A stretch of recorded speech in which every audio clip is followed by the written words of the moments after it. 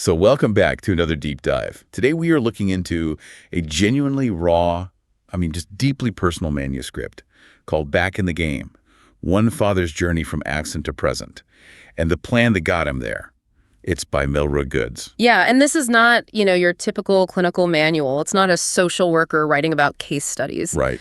This is a playbook written by a man who lived it. He grew up without a father. He became an absent, incarcerated father himself. And then he actually fought his way back to rebuild his family. And we really need to set the stakes right at the top here, because the prologue of this book shares something just heartbreaking. He lost his second oldest daughter to a drug overdose. Yeah, that part is heavy. It is. But before she passed, she gave him this incredible gift. She looked at him and she said, "I know you love me, no matter what people said." Which is, it's beautiful, but as we'll get into, those 5 words came at a massive cost. Exactly. Our mission for this deep dive is to unpack the exact blueprint he used to earn those words. So we're going to extract the actionable psychology, the really harsh legal realities, and the communication strategies that it actually takes to repair broken family dynamics. And you really have to start with the psychology, right? Because to build something back up, you first have to understand the exact nature of the damage. Right. How the absence actually affects everyone involved. Exactly. And the text points out this really common lie that absent fathers, especially those facing incarceration, tell themselves they are young, they won't remember, kids are resilient, they'll bounce back. Which, wait, if I can just push back on that for a second. If you're a father sitting in a prison cell looking at years of lost time, isn't that just a natural human defense mechanism? Like, if you actually let yourself feel the full crushing weight of what your absence is doing to your kid every single day, wouldn't that just completely break you? Oh, absolutely. The author doesn't deny that at all. It is a survival mechanism. But the text is clear that it's a shield that only protects the parent, right? It leaves the child totally exposed because a child's worldview is inherently egocentric. So when the person who is supposed to love them unconditionally just vanishes, the kid doesn't rationalize, systemic issues or the parent's personal failures. They just think it's their fault. Exactly. They process it by blaming themselves. They draw this silent, devastating conclusion that they just weren't worth staying for. Wow. And that denial, that self-protective shield you mentioned, it kind of guarantees the cycle will continue, right? Yeah. Because we see this generational current in the book. Melrah's father was incarcerated and absent. Then Melrah himself, despite testing into this gifted school in New York called Mott Hall, he ultimately chose the streets. Yeah, he got incarcerated, and then his daughters grew up without a father. 3 generations caught in the exact same undertow. Yeah, and he pairs his personal story with some really striking data from the Annie E. Casey Foundation that tracks how paternal absence reproduces itself. The Census Bureau actually shows 1 in 4 children in America currently live without their biological father. 1 in 4. Yeah. So that denial might keep a man sane in a cell, but it practically ensures his son is going to end up in one too. So how does the book suggest breaking through that? How do you drop the shield safely? Well, he has this really specific actionable takeaway called the impact letter assignment. Okay. He asks the reader to sit down and write a minimum of 2 full pages detailing exactly what their absence cost their child. So the missed birthdays, the financial strain, behavioral issues. All of it. But here's the crucial part. You do not send it. Wait, really? You don't give it to them? Nope. You don't mail it to the kid. You don't give it to the co-parent. It is strictly for you, the author. It forces this intense private confrontation with reality. You use that heavy truth as fuel for the repair instead of an anchor of guilt. That makes a lot of sense. Yeah. But I imagine once a father writes that letter and really stares at the damage, the very first instinct is to just run in, offer a huge apology, and be like, can we start over, clean slate? Oh, for sure. And the manuscript spends a lot of time explaining why that is a terrible idea. Because trying to build logistics like weekend visits and custody schedules on top of a simple "I'm sorry" is like building a house on sand. Right. He draws this hard line between a fake apology and real accountability. A standard apology is often just a transaction to get immediate forgiveness so the person who caused the harm can feel better. It's kind of like a corporate crisis, right? Like a basic apology is just a PR statement to manage feelings. It's the company saying, we're so sorry you experienced this inconvenience.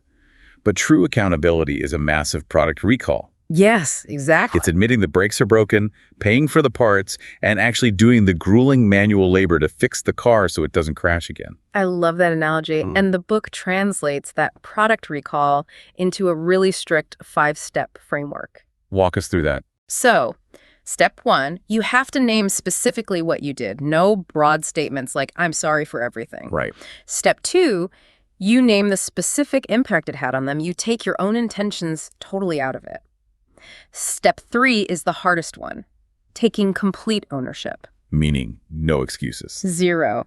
You script the sentence of any buts or becauses. Oh, so you can't say, I wasn't there, but I had my reasons. Exactly.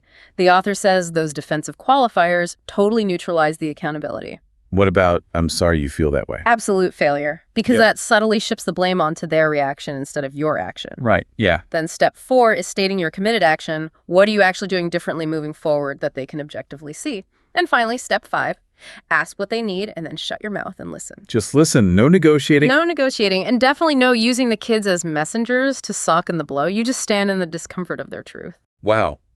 Okay, but holding yourself accountable is really just the internal work, right? You still have to face the real-world logistics, specifically the co-parent, which sounds like a total battlefield, dealing with a rightfully exhausted mother and the family court system. It is a battlefield.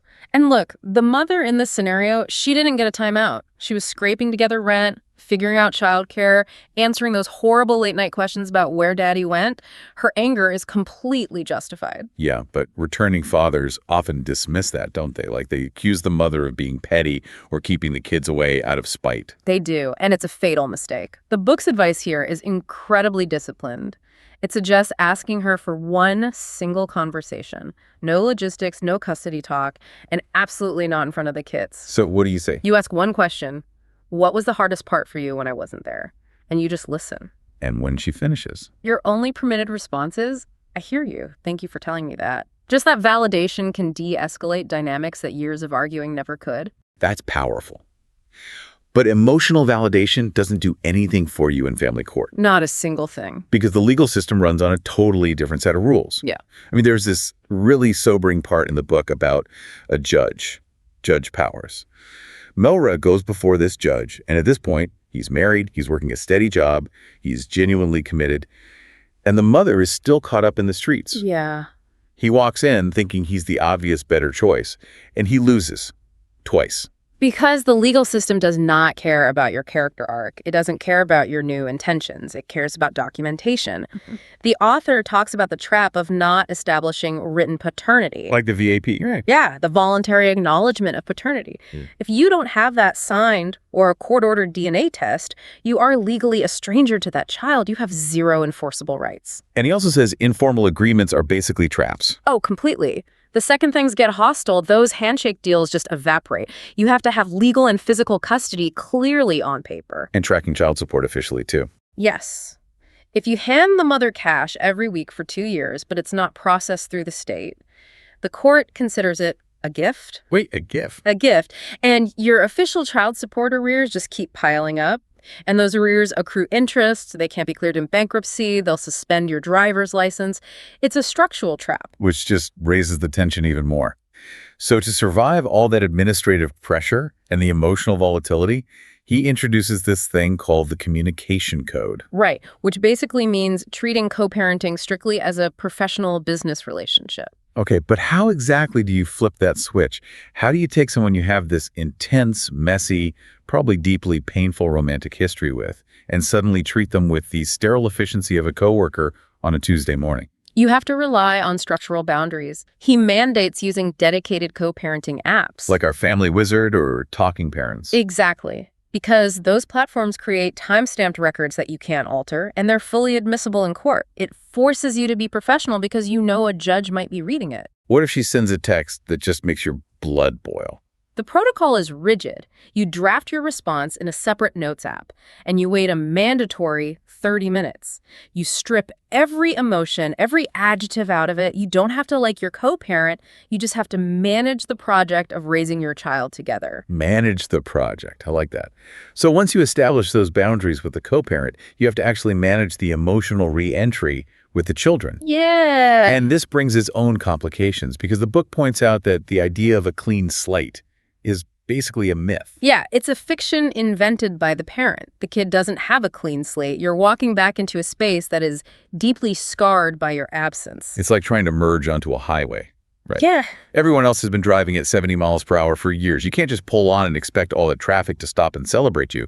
You have to match their speed and wait for a safe gap. That's exactly it. You have to tailor your approach to their developmental stage. Right. A toddler needs something different than a teenager.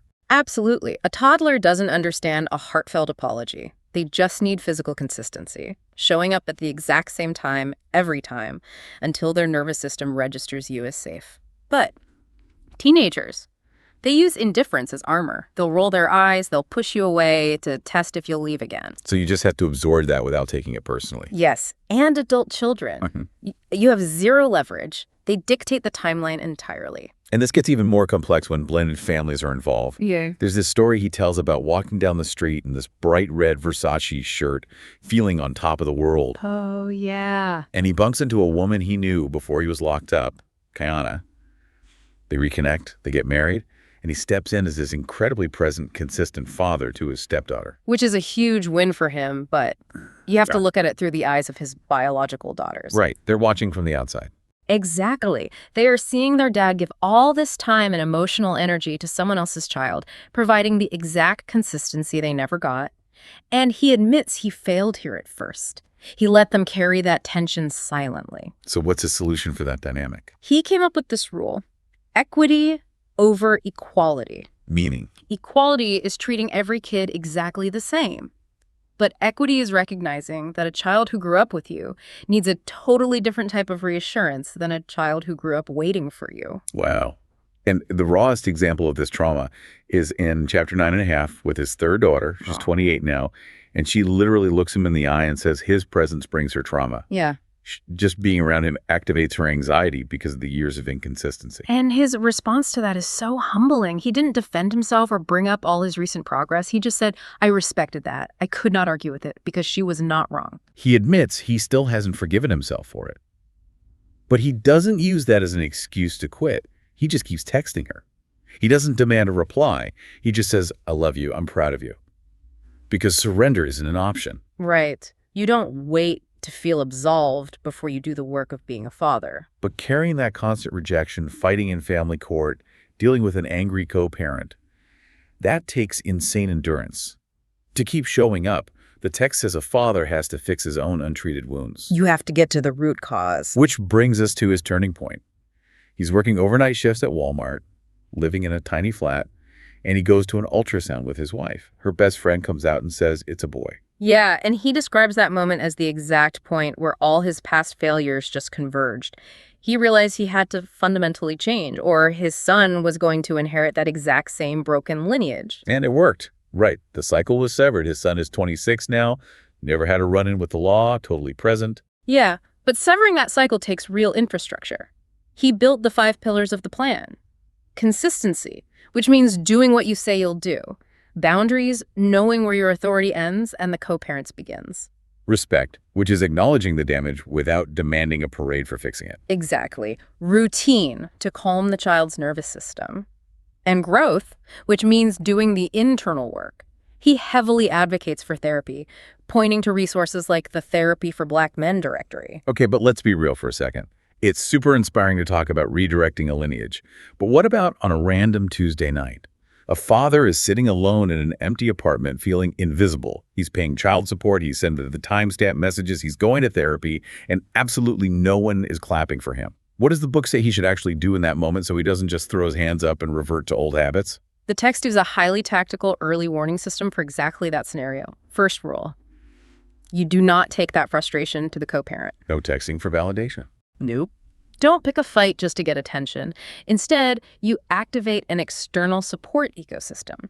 You call a mentor. You write it out in a journal.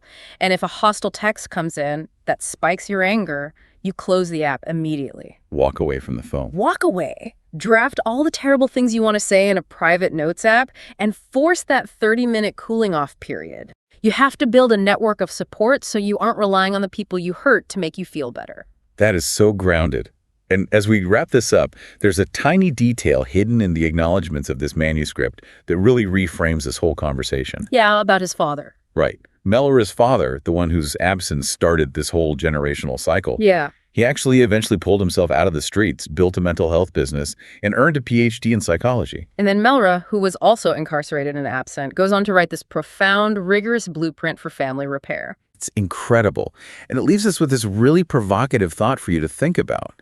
Is it possible that the agonizing, grueling work of repairing a broken relationship actually forces you into a level of hyper-intentional parenting that normal circumstances just don't demand? Right, like if you're starting from below zero, the self-awareness you have to build might actually make you a stronger, more emotionally intelligent parent than if you had never failed at all. Exactly. You obviously can't change the past, but the repair itself can become your greatest legacy. Maybe the deepest trauma in your family tree isn't a permanent curse. Maybe it's just the exact pressure required to build something unbreakable.